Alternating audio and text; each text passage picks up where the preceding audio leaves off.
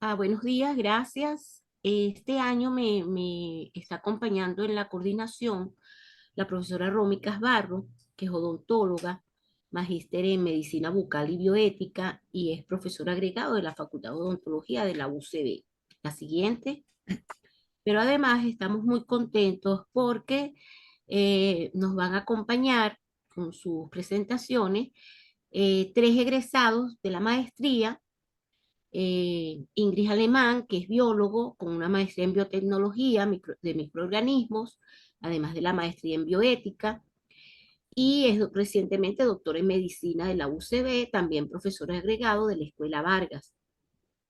Gabriel Zambrano, por su parte, es odontopediatra con maestría en bioética, con doctorado en odontología, y es también profesor agregado, esta vez de la Facultad de Odontología.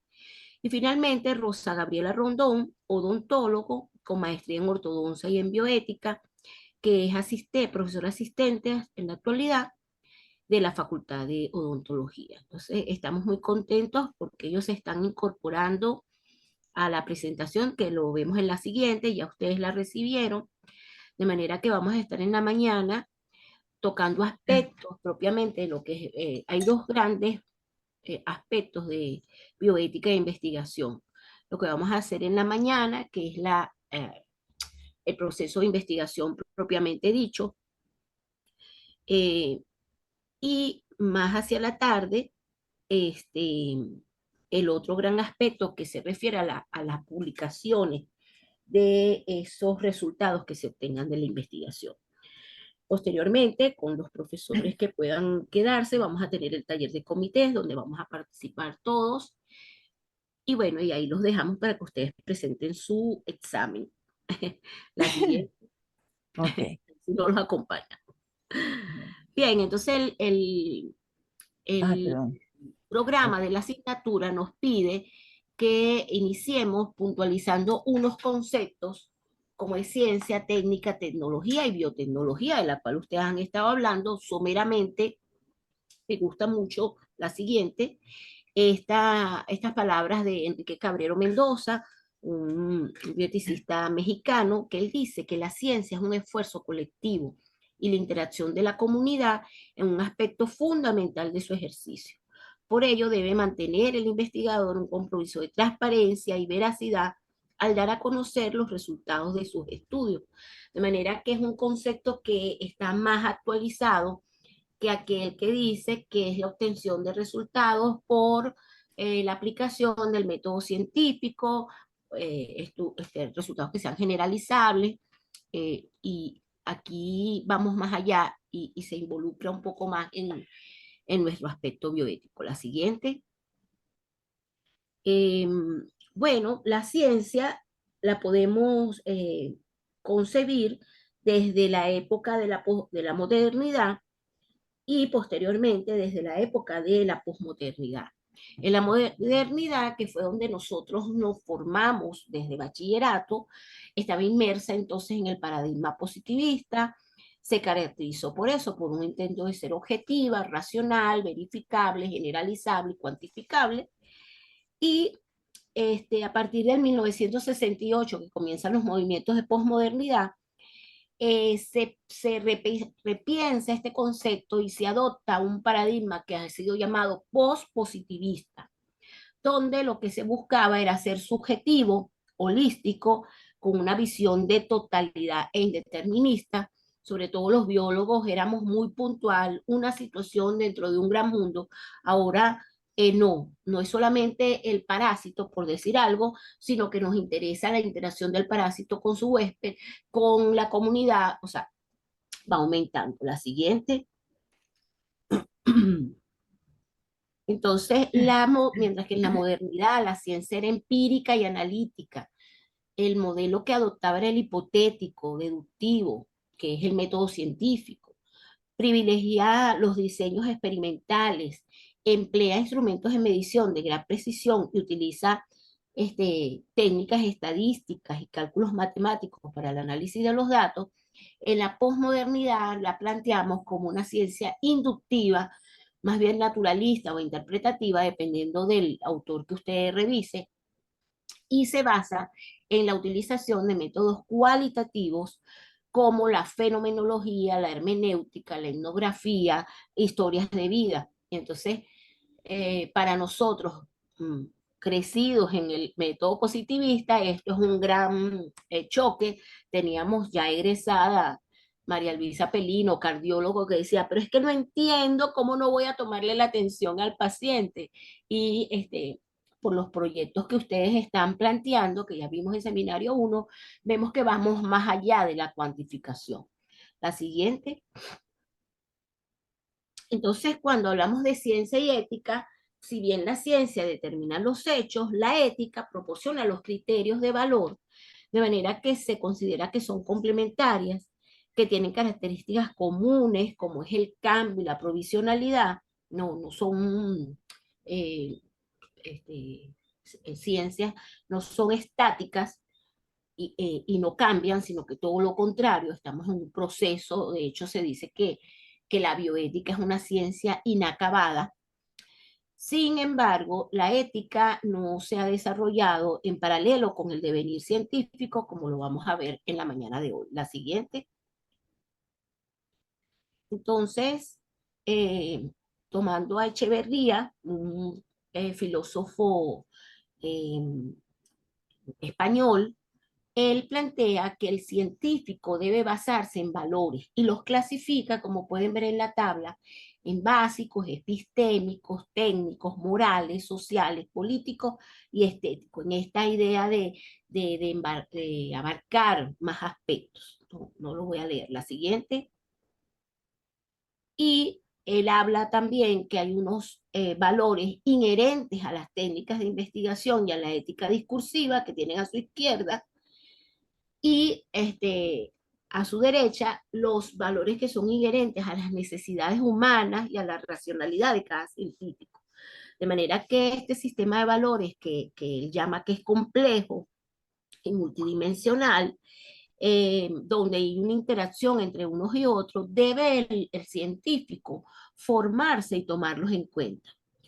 Hago la acotación que esta es una lámina muy cargada, por lo tanto coloco aquí en la imagen izquierdo inferior, que no es un audiovisual, pero creo que era interesante que viéramos toda la lista, pues, de valores asociados con la investigación, y que entonces debemos insistir en que los investigadores los conozcan y los practiquen, por supuesto.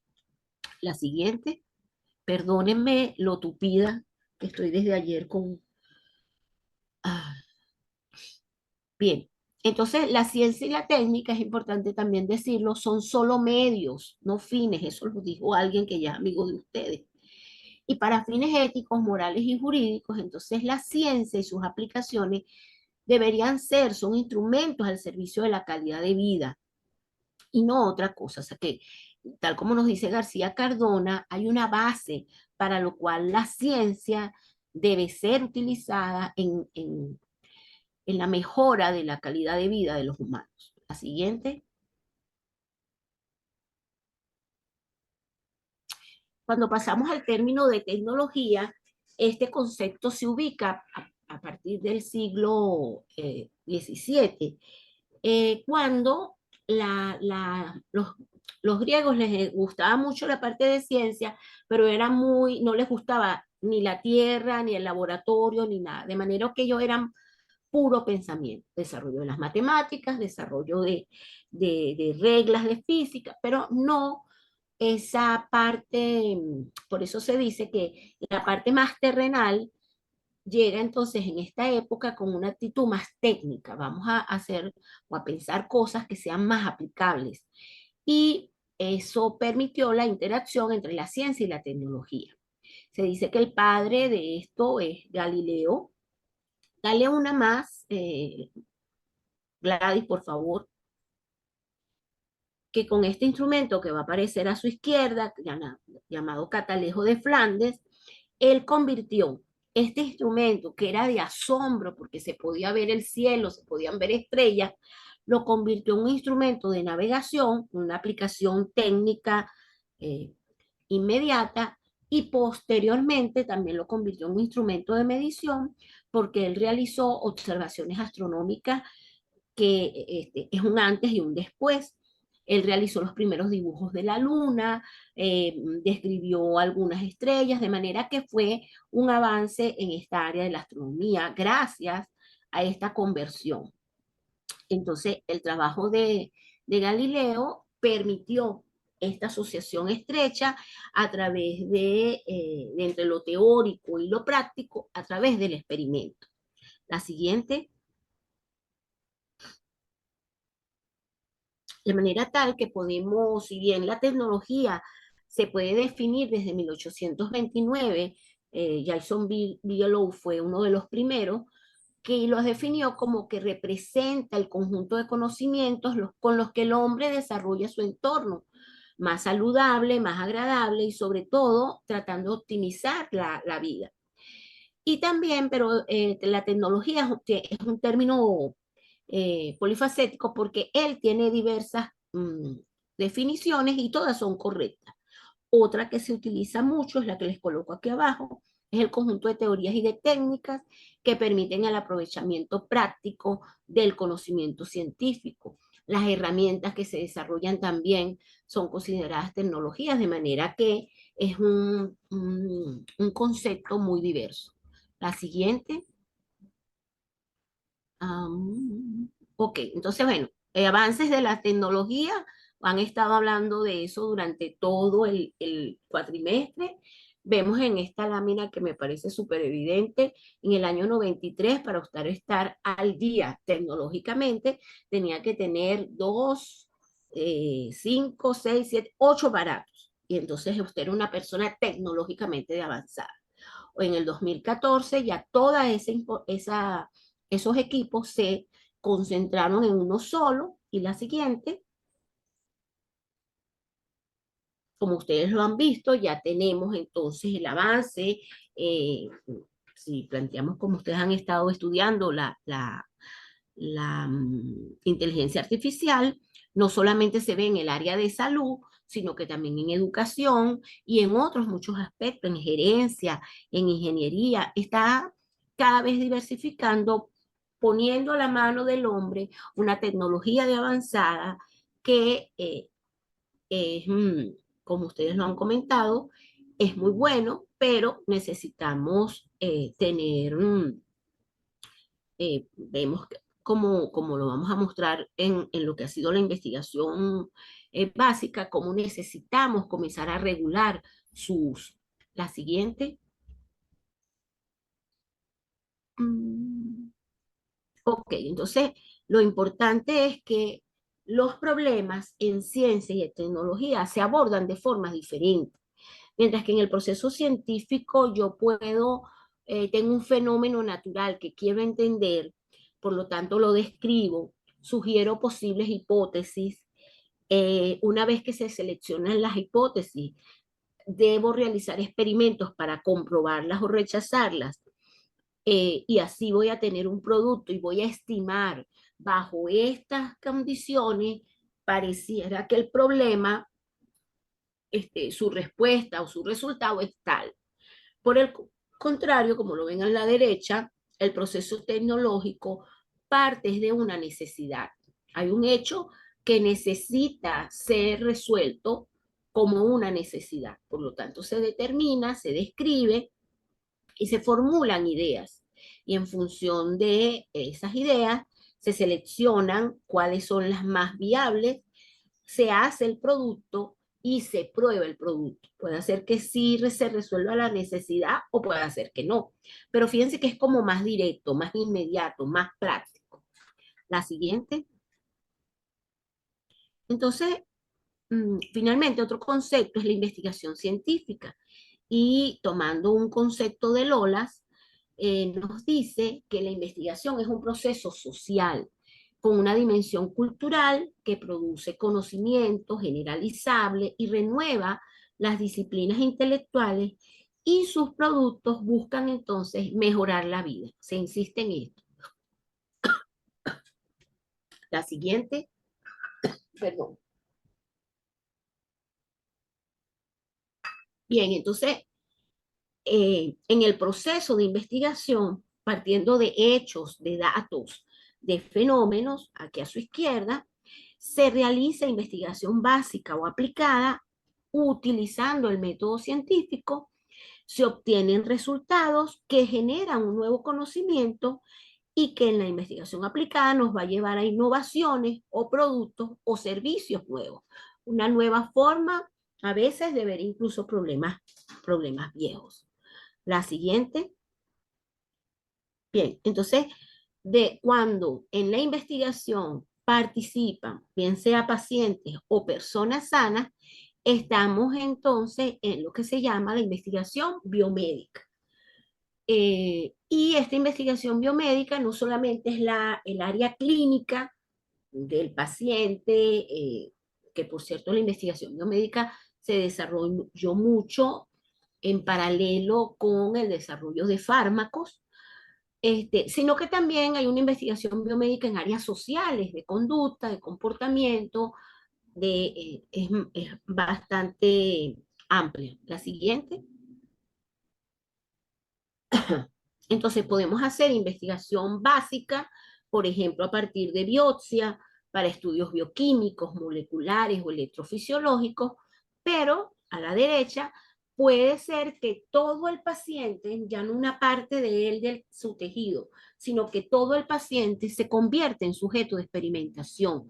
Como les decía, los estudios de fase 1 a fase 4 para el desarrollo de fármacos, los estudios clínicos para mejorar diagnósticos, para evidenciar las patologías, cómo es el curso de ciertas patologías.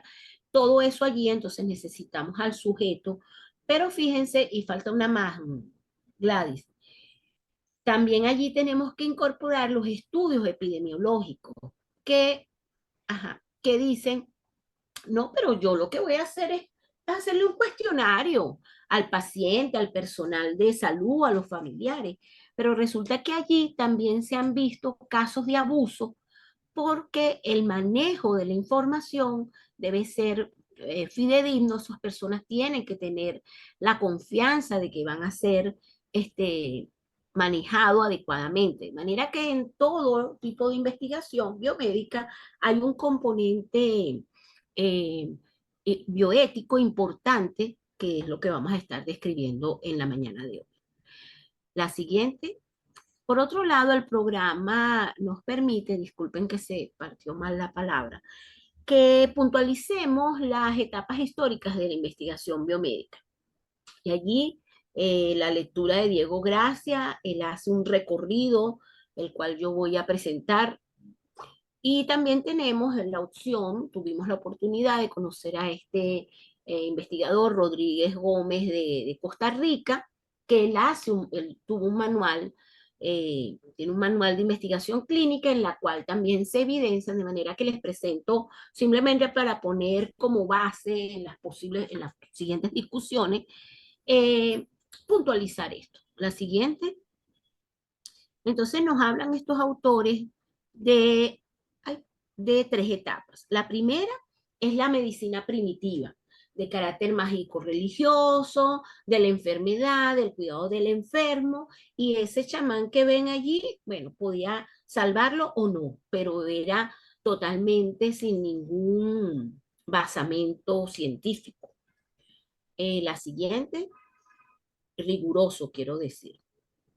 Ajá. La segunda etapa es conocida como la etapa hipocrática, que se describe desde el siglo V antes de Cristo hasta principios del Renacimiento, donde la actitud era la contemplación. No sé si han discutido la película El Médico, donde no se evidencia un poco esto.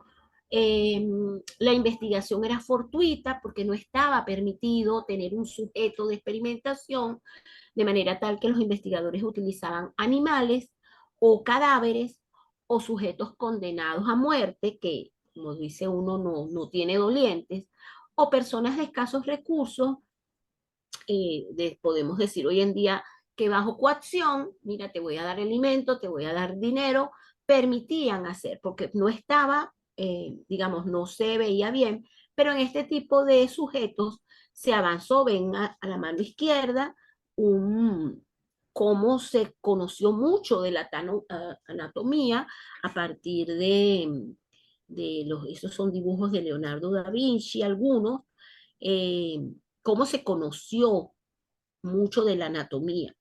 Y en esta película, el médico, este, se evidencia eso. Está el libro también, en donde él consigue una persona que por sus creencias religiosas no le importa, porque él cuida el alma, no el cuerpo, y entonces él, escondido, comienza a revisar. Para esa época se pensaba que el corazón tenía tres cavidades, él encuentra que son cuatro. Entonces es bien interesante tomar ese aspecto histórico, sobre todo para los que no somos médicos, evidenciarlo allí. La siguiente. Bien, entonces en esa época se habla que la ética que estaba en vigencia era la ética, la anterior, la ética de la beneficencia, la anterior, Gladys. Ajá. Porque si se bien se hicieron trascendentes avances en el progreso científico, se pensaba o la actitud era, bueno, vamos a hacerle daño a unos pocos, pero esto va a beneficiar a muchos en la medida que más conozcamos a estos pocos que los estamos usando, incluso sin su permiso, vamos a conseguir mucha información. Esa era desde el punto de vista ético, el análisis que hace Rodríguez Gómez. La siguiente. Finalmente está la etapa 3, donde ya hablamos de la medicina científica, se renuncia a la tradición, a la autoridad, y es importante estas dos palabras, el empirismo, que es muy mal utilizado, porque la gente piensa que empirismo es hacerlo sin previa conocimiento, y es todo lo contrario. El empirismo se basa en la experiencia.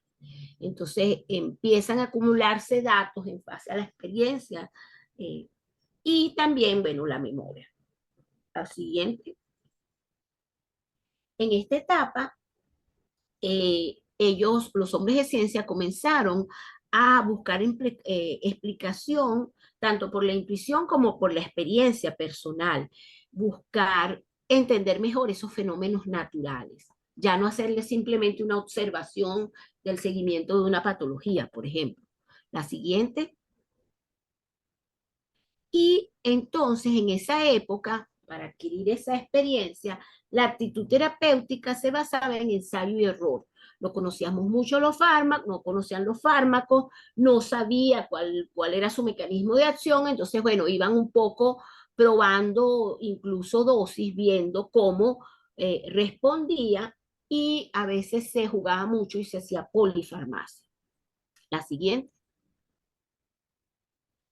Bien, esta etapa es considerada a partir de 1813 que realmente surge el investigador biomédico. Continúa, porque allí ya se hace experimentos, se buscan hacer con una parte experimental, donde no solamente es observar el fenómeno, sino tratar de buscar sus causas a esos fenómenos que estaban en la naturaleza. También parte de los hechos se aplica el método científico que ya estaba en vigencia, también ya teníamos herramientas de estadística, y entonces la actitud va cambiando desde el punto de vista farmacológico en una terapia más racional. La siguiente. Bien. Entonces, y se habla de la investigación diseñada precisamente por eso, porque ya se veía que solamente tampoco el conocimiento empírico había que ir más allá. El principio de analogía ya tampoco nos permitía, teníamos que ver, porque hay condiciones en los humanos que no podemos ver en otros animales, y había necesidad de controlar el aprendizaje, y como les digo, se va evidenciando lo que es el ensayo clínico, el diseño experimental y una estadística descriptiva que permitió entonces manejar grupos mayores. La siguiente.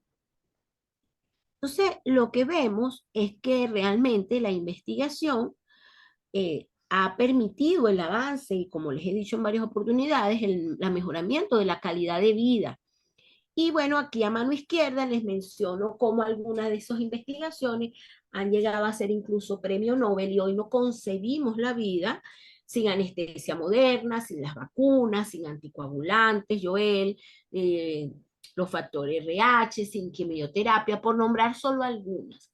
Entonces, ¿por qué surge la pregunta? ¿Por qué la revisión científica?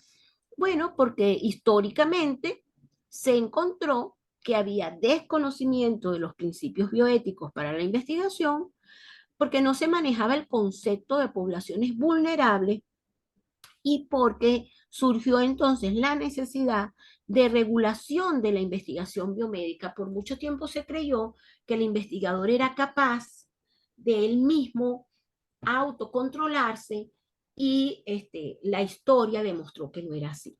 Entonces, con esto, creo que es la última, eh, abro, dejo en esta parte de las regulaciones, de la cual nos va a hablar Ingrid